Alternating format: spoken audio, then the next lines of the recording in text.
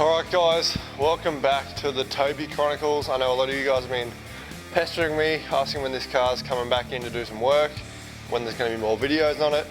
So I told you it'd happen, and it's happening now. So nonetheless, we've got the ute in. What I want to do is get the fuel system done and also just tidy up some stuff. I've got some bushes to change on the rear shocks. And I'll take you over to the table and run you through everything that I've got and what's got to happen. And I'm still frothing on my mod that I did yesterday. I've got some nice 29 watt per meter, 4000K LED strip lights. So I've got them in the extrusion with the diffuser stuck to each post of the hoist. But you didn't come here to see that, so I don't know. We'll go over to the bench. I'll run through the stuff I've got.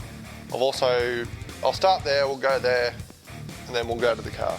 So let's do it. All right, while I'm closer to this bench, yesterday I whipped up this little tube straightening device. So the reason why I made this is basically because I couldn't get one in time. I wanted to do the fuel system today. So Aeroflow cell one, it's obviously a lot better than this, but for about 300, you can get them on eBay for half that price, but wouldn't have come in time. So yeah, made one up and it seems to work pretty well. So that may be the first clue. Most of the fuel system is going to be hardline, so gotta look nice and schmick. Hopefully it turns out as good as I pictured in the old noggin. But yeah, here we go. Cleared this whole bench off now. This is my basically, I don't know, flow path now for Tobi. Except for that stuff, that's all for the van. 1/2 inch tube. So this is going to be the new fuel feed and return that runs under the car from the tank to the back. I'll run through the setup properly in a sec. Got all my sexy fittings from EFI Solutions. I've gone with a nice Aeromotive, I think it's like 1000, maybe even 1200 horsepower reg. So I do actually have the TurboSmart FPR 800, but I'll explain why I've changed in a minute. And yeah, just nice beefy 10AN ORB filter. See, this is about all as much flex as I'll need, hopefully. And yeah, just lots and lots and lots of goodies. 044 pumps, twin 044 intake surge tank, pretty much the same as the FOS. Got some of my miscellaneous pipe bending gear. So I've got these benders for the smaller stuff. It will do the 3/8 tube that I've got, but I won't do the 1/2 inch. I've got some of these spring benders, that should do the 1/2 inch. I've got a whole kit, I think they go up to 5/8. And I bought a new 37 degree flare tool for these. So this is actually a really nice bit of kit. We'll get into this later. I think it was about 280 bucks. So once you've got all the gear, Hardline actually works out a lot cheaper than fittings and hose. And it looks better too. But yeah, nonetheless, I think that's the rundown on majority of the parts. I guess we'll go into the car and I'll show you my plans. Actually, it might even be better to draw up a diagram. So we'll head over to the bench where there's some good light, and I might draw up a diagram in a sec. So I think what I'm going to have to do is probably start in here, because my plan is to get rid of all the factory fuel lines out of where they're running to the car and run my new ones. So I'm going to have to obviously pull some stuff off, disconnect them all and have them all loose, so that when I get the car up in the air I can pull everything off the chassis rail and it should all just pop out. Alright, so I'm going to be going for a deadhead system. So I'm sure a lot of you guys may have heard that word. A lot of modern cars use that for their fuel system, but essentially it's a returnless system. Well, it does have return, but it's not your traditional. Normally they'll run the regulator at the pump. So essentially the fuel system will comprise. Alright, so let's just get rid of that. Like this. So I actually filmed a whole rundown where I was sketching it on paper, but classic Carl fashion, put the camera looking right on my friggin' hand, and being a friggin' lefty, it just covered up basically everything that I was writing. So fuck that. I've done an even nicer sketch now on the computer, and I'll give you guys a run through right now. Okay, so starting at the factory fuel tank, I've got the Walbro 255 litre per hour pump in there still. So that will basically stay and that will flow and fill up the external surge tank, which houses the two 044 pumps. So I'm only going to be running one of these pumps for kind of low load cruising, even low boost. It may even do all the power at the moment. It'll probably be on the limit, but it may do it. And then obviously the second one will come on with a hop switch or something. I'm still not sure how that's going to run. At the top of each one of those there's going to be a non-return valve. So basically that's because if you're only running one, it can actually backflow through the other pump and you'll lose fuel pressure, or not build fuel pressure at all potentially. So that's that. And then following the line along, we'll come through the dash 8 line into I think it's a 30 micron filter, and then go through that, and then we'll get to the engine bay where it will come through one of the side ports on the regulator. So this will be set at base pressure. It will still have the boost or vacuum reference, so it should still act the same as it does on a return style system. And then obviously that will regulate the fuel. Any of the excess fuel will be dumped back out the bottom port and head back to the surge tank. And then once the surge tank is full, and it'll basically always be full, so there'll be another overflow, which you can see on the right here, that'll go back to the standard fuel tank return. And then heading back over to the regulator, once that's come out at the regulated pressure, basically that fuel is the amount that should be consumed by the engine. There should be nothing left over. So that will come along through a wire block and basically go into each fuel rail in a parallel system. Okay, so this is the back of the VR VS Ute, probably even the same with the later models. There's actually a shitload of room down there. It would be good to put everything in there, but it's a pain in the ass because you've got to essentially pull that bloody big white heavy steel cover off there to get to anything. So I'm gonna have to pull this tank out. Thankfully it's pretty much empty, so that's that. We'll pull that out. That'll give us access to essentially run bulkheads through under the car for the new feed and return lines. Alright, so here we go, under the car. I tell you what, this exhaust has copped a fair bit of a beating. I really want to redo it, but I kind of want to do it in oval. But anyway, back to the task at hand. So you can see these are all the factory fuel lines, pretty piddly. Also some charcoal canister kind of purge and return. So it's all pretty straightforward in here. So they should unclip. Got to get up in the engine bay to disconnect everything as well. Alright, so fuel rails are off. I'll show you guys in a sec. I've been kind of thinking about how I play this. I've realised that I've actually forgotten a couple of fittings. I don't know how many times I went through this, but I still managed to, but it happens when you're trying to plan a whole system without actually physically starting it yet. But nonetheless, I've got actually some other ones that will get me out of trouble. I don't think I'll get that far today because the main thing is just get the fuel rails done, get the lines under the car, get all the hard stuff done, and then essentially it's just the easy stuff of running some lines and stuff in the tray and also in the engine bay. Alright, so I was mentioning before the reason why I'm changing from the FPR 800. There's nothing wrong with it, it's a good unit. It's rated for 800 horsepower, but because my whole fuel system is going to be dash 8 essentially, and it's going to be deadhead, so it's going to be flowing through this. I don't really want to have it flowing through a tiny little, 1/8 inch NBT port. So there's nothing wrong with it, but that's kind of the reason. So the plan is essentially this crossover tube I'm going to delete, and I'll have a 1/4 inch NBT blanking bung in each end of them, so each rail will be independent. So these they're an O-ring fit, so essentially just an Allen key out, they'll pull out. Obviously pull the injectors out, same with the crossover pipe here. And then we should be able to essentially tap a 1/4 inch NPT thread into each end. So the good thing is they're both going to be getting a independent flow from the Y block. It'll go 8 AN into the Y block and then a single 6 AN to each one. So that should be plenty of fuel as long as the rail can hold it.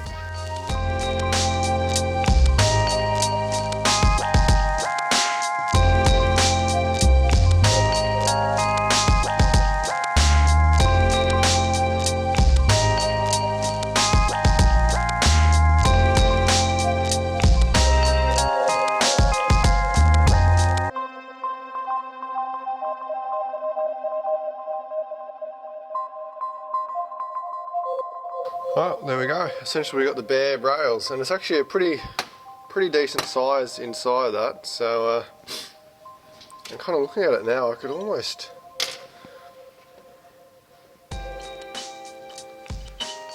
bloody 3/8 tap could actually be perfect for that.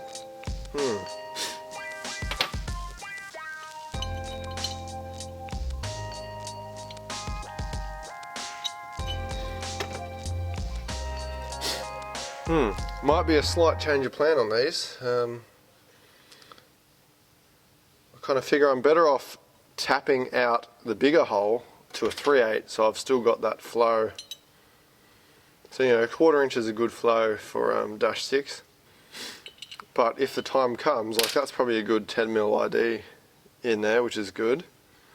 So, might have to order some new fittings, and I may not be able to get these done today. Yeah, so we've got an ID of 10.3mm, so that's really good actually. And then the boss here, it looks to be about 14. 14.37, 14.3, 14.4. And a tap drill size for a 3/8 is 14.2, so that's actually bloody perfect. So change of plan, which is a bit of a pain because I'm going to have to get some new fittings, which isn't a biggie because I was going to have to anyway, but I can at least tap these out and I guess get them back on the car, and then I can literally just screw the new fittings in later. So what I might do is I'll drill these out a little bit deeper. Hopefully I can find a 14.2mm drill or something. Probably needs another 5 in depth, and then I can screw my NPT fittings into it. And then we're pretty much covered for whatever horsepower we need, because with 10mm ID, that's I'd say it's probably about 1,000 horsepower worth. So I can't see myself going any further than that. But yeah, we'll get back onto that in a sec. Holy shit! I've just been to my folks' place because Dad thankfully had a brand new 9/16 drill bit and a few other ones that I grabbed off him. And the weather outside is absolutely fucking insane. It's for those of you in Sydney, it's the 9th of Feb now. This rain and wind is absolutely terrible around my area. So I literally had to duck and weave between fallen trees and power lines to get back into the workshop. Nonetheless, I'm back, I'm undercover, thank fuck. And now I can get back onto these fuel rails, get them drilled out, get them tapped. Today has turned into a disaster. Barely gonna get anything done by the looks of it, but nonetheless, we'll get onto this, and at least that's one of the hard things done. We can put them back in, get the fittings, screw them in later, and I guess we'll get on to running the lines under the car maybe. Alright, so I'm actually expecting to lose power any time now. I'm just gonna keep going until that happens. Hopefully it doesn't happen, but nonetheless, if I'm stuck here, it's not the worst thing.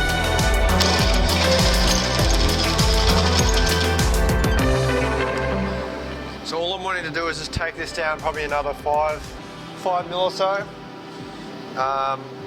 Just so that you can obviously tap the MPT thread deep enough. Because obviously being a tapered thread, it has to go a certain distance for those tapers to actually engage. So when tapping, especially soft aluminium, which gums up the flutes, you want to do a few revolutions in and then back it out, maybe a revolution or so, that just frees up the flutes of the tap. It's extremely crucial with the smaller bits because if they gum up, they'll just snap like that. And snapping a tap in your hole is not fun. I'm pretty happy with that. Nice clean threads. So essentially, let's repeat that again. I'll do the same thing. I'll mark the drill bits so we go to the same depth. And yeah, at least these are done. I can get them back on the car and we can move on with some other stuff. All right, so injectors are back in. All the O-rings are lubed, and yeah, obviously I blew the rails out with the compressed air, so they're all clean. So there's no reason why these can't go back in and fill up the holes in the manifold so nothing drops down there. And we'll revisit these fittings next. I will I guess, start pulling these old hardlines out and running some new ones, I suppose. If we can get all that done under the car today, that makes life a lot easier come next time I'm at the shop, whenever that is. So just one little thing that I'll show you guys that I've done on my car to just to help combat and aid with fuel temps. So you can see here, these are some little Phenolic Washers. So these are actually for a tattoo gun. I found them on eBay, a whole pack of them. So Phenolic, a lot of you guys will probably see them for like manifold spacers, and like on my Subaru we use them as a basically a 10mm, 15mm, whatever manifold spacer and insulator. It stops heat. It's not a conductor of heat, so basically heat cannot transfer through it. So what I do is I actually have these where the fuel rails mount to the intake manifold, and then I also have one on the underside as well. So they're essentially physically insulated from the hot intake manifold and whatever. So whether it works, like it's obviously going to cop the ambient heat from, you know, in the engine bay, but it's definitely not going to transfer the heat directly through into the rail. So that's a pro little tip that I thought I'd show you guys and what I run. So yeah, I don't know how much it actually does help, but it definitely would do something, because these rails can get very hot, especially on a hot day when the car's been idling for a bit. If you go and touch these rails, you'd be quite surprised. So. All right, so it appears to be relatively easy to get these off, I hope. So far, so good. So essentially most of the way along there's a clip that has another clip inside it. So you just fold these tangs back, and then there's another clip that just has a little locating knob on the top, so you kind of just pop that off and that will come off. I've already done the same thing up in the engine bay before I put it on the hoist. So I should be able to just drop all these off, and the only one I'm worried about is this one right here where my finger is, but it does look like, yep, that should unclip as well, so that's good. So we can get rid of all this crap. So like I said, we'll have 2 new bulkheads going through here. I'll actually probably have to drop it back down and get into the tray and pull the tank out, and just undo these so we can actually pull them through. So I'll play around with this and I'll get back to you guys with some progress. All right, well, it was good while it lasted, but as you can see, power's out. So I don't know, that probably fucks my day, but we'll see. The car's in the air. I can do a little bit of lines, but I kind of need to get back inside the tray. So I don't know, once it comes down, it's obviously not going to be able to go back up because of the power, so I need to plan this very carefully, but hopefully it's not off for too long. We'll see. Alright guys, so we're somewhat back on. I've borrowed Ben's generator, so essentially the power's still out here. Today's Wednesday. The power went out. The last footage I shot was on Sunday about lunchtime. It's an absolute fucking joke. Any people in Sydney who have been blacked out, you'll realise how fucking useless Ausgrid are these days, honestly. It's not the guys who work for the company's fault, it's the fact that they've sold it off, and you know. But anyway, I've got Ben's generator. It's now probably like 11:30. I got here at probably 8. I've been servicing that because the carby's been completely fucked. It's somewhat good. I'm not pulling the carby completely to bits, but it's good enough for now, so that's good. You know, I've at least got the lights going, the hoist works. So I'm gonna try and get some more work done with not much light. So I've got my other good work lights are at work, so I've got these ones that are half decent. Obviously, thank fuck I put the hoist lights in the other day. Got the bench light, which is good. Got these awesome, you know, grid ceiling lights. And I got the one up in the engine bay as well. So that's good. Should be able to get some stuff done. So I got the fuel lines out. So that's all cleaned up. So it's pretty much time to do some bulkheads and basically run the lines under the car up into the bay. I've got my new fittings for the fuel rails as well, so I can throw them in. And I apologise if this video is a bit choppy. I'm still trying to figure out the best order of things and you know, what I'm going to do first and flow on from, etc. So hopefully it's not too bad when I chop it together, but I'll do what I can do. Alright, so tank's out. essentially this is the kind of standard feed for the fuel pump. So you can see I've actually added some upgraded wires. So this was actually running straight from the battery via this relay. That ages ago I found out that this was basically voltage dropping. It was down to like, I don't know, like high 12s to maybe 13 volts. So then as you can see, I kind of run it through and was running it straight from the battery, obviously via the relay, triggered by the standard fuel pump trigger or the fuel pump power. So that worked really well. So it's a good thing to actually check on your cars, because the voltage drop is actually quite substantial, and you pick up a bit of flow by upping that. So that stuff I'll tidy up later on. Bought all the fittings for this stuff and also my water meth, all the bulkheads, so hopefully get them by the end of the week. I can run them through, have everything neat there. So what I'm going to do now is essentially, so in here, this is where the standard hard lines came through for the fuel in and out. So I'm going to put my own bulkheads in and out, and might even do water meth there. I'll have to go under the car and have a look, but I'm going to put them in, and then we know where we're going for the hard line. We'll jack the car up, and yeah, we can start hopefully running some hard lines in. And maybe over here or something, I'll do one for the water meth line. That'll also go into a 1/4 inch kind of hard line bulkhead.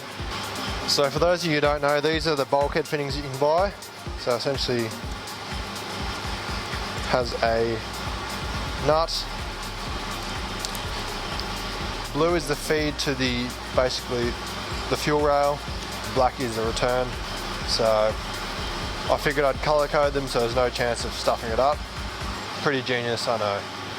Alright, so we got them in. You'll notice that I've offset them slightly. The main thing is just so that when this one comes in and does its 90-degree into there, the other one can kind of run above it and do the same thing into there, instead of them both being in the same plane and, you know, both fighting to get to where they need to go. So what I'll do now is put the car back down, go on the opposite side, bit of sealant, and put the locking nut on. These can be a bit of a pain when you don't have two people. These ones are good because we're not going through a thick material, so you can actually hold the other end of it, hold the shank of the other end. You can even screw a fitting onto it nice and tight. And then obviously you'll do that after you put your nut on, but we'll see how it goes. So it was a bit hard to get some footage of this because the light's so shit, but that's them. Alright, so before we go any further, I better show you guys how to do a flare fitting on some hardline. So this one's a bit shitty on the end, so I'm gonna cut probably 10 or 15 off. So these pipe cutters really easy. Just get it pipe nicely situated between the two rollers. Put a bit of pressure on, basically each rotation. I'll just put a little bit more on, and then as you can see, then I like to get my deburring tool and just clean up the inside there. So the most important thing is you got to put your sleeve and your tube nut on. Alright, so we'll just start, we'll make this one the return line. So essentially the sleeve sits inside the tube nut like that, and that's how it goes on. So you want to put your tube nut on first, then your sleeve. So now this is the fun bit. So this is the flaring tool that I use. It's actually quite a nice one, and quite affordable too. So this is 1/2 inch tube, so we'll set that in there like so. And you want to get your tube flush with the top, which that is looking pretty good. And essentially you move it over. This one's got some set points that it'll screw into. So just snug this down, and pretty much all we're going to do is just wind this bad boy in, And the good thing with this rigid one is it's got a basically a pressure limiting thing, so you can see potentially the handle is starting to lift off the seat here. So once you get to the right pressure or the right depth, I guess, it won't let you turn it any further. For these fittings, because they're a 37 and a half, I think it's 37 degree flare, you need to get a special, obviously 37 degree flare tool. So they're not really readily available. I bought this one from Blackwoods. It was about 280 bucks or so. So you can see there the handle's popped out. So that's done, that's bottomed out. Wind this out. Loosen this off. That'll slide out of the way. Alright guys, there you go. That's the completed flare. Not too bad. So, that's pretty much ready to go, so we can get cracking on running these lines.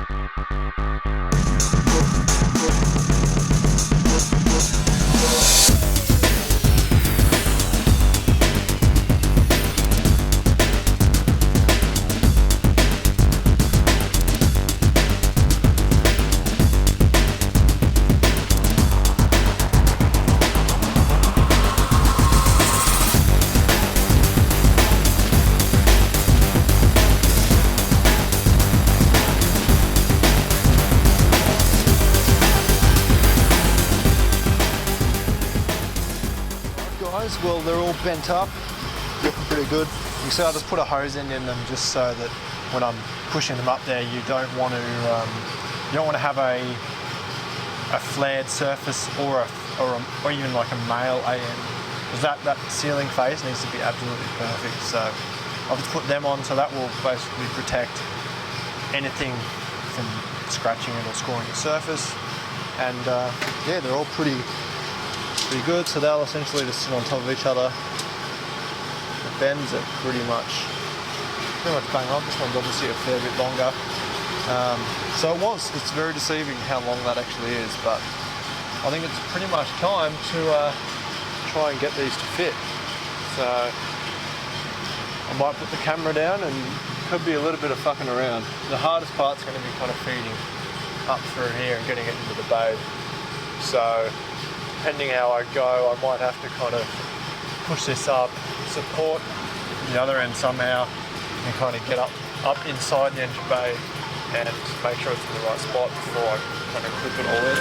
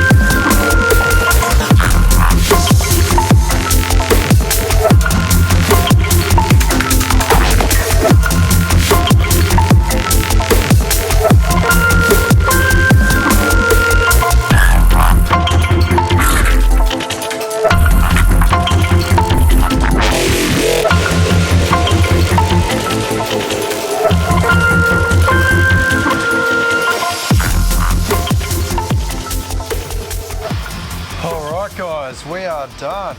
Well, under here anyway. I've still got to go up into the engine bay and sort them out, but that shouldn't be too much of an issue. I think that's me done for today. I'm pretty happy. I'm going to leave it at that. Yeah, as you can see, it actually worked out friggin' beautifully. I'm quite impressed with myself, to be honest, because I haven't done that much work with Hardline, so yeah.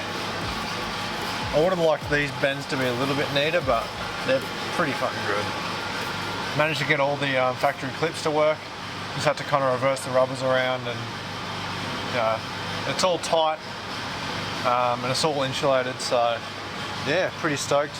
These ones are a bit of a prick. You got to kind of really, you probably saw me on the time lapse, you got to clamp them together with the multis and then kind of get a screwdriver in and lever it around, but nonetheless we're looking really good. I'm super stoked with that.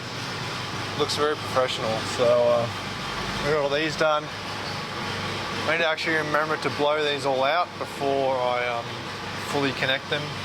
The only problem is the compressor's not on because it's obviously 3-phase and the power's off, so hopefully in the next day or two, I don't know, we'll see. Hopefully that's back on and we can blow all these lines out. But having them run's that's a big thing done, so. Oh, fucking hell, I'm stoked. But yeah, I guess I can, I don't know. Can run the meth line again, clip the, we'll put the handbrake back up, put the airbag lines back up, tie them to them, so yeah, looking good.